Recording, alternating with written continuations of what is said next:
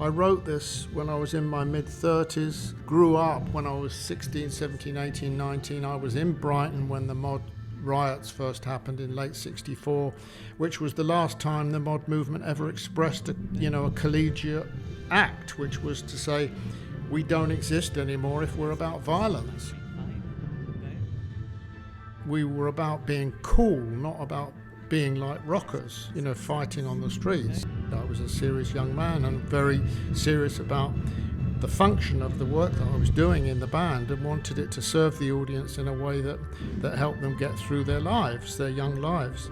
And I think I did that. But I think, now, 60 years on, I'm looking back and I'm thinking, how do I actually stay true to that thesis? I'm not willing to die before I get old. I'm not willing to smash so many guitars that it bankrupts me. I was only 18, 19 years old. I knew that I was chopping away at my own feet.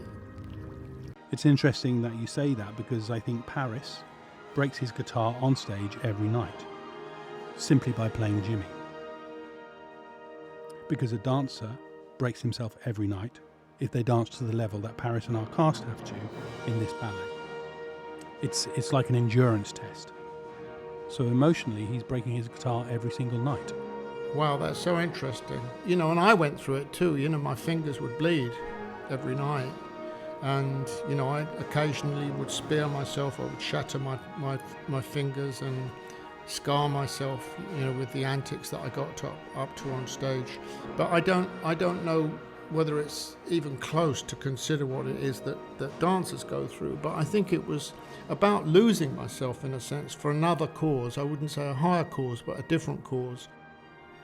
I was an art school boy who loved art of all kinds: classical music, jazz, ballet, great painting, great movies, great literature, trying to make a claim on the fact that what we did in The Who was worthy of being called art.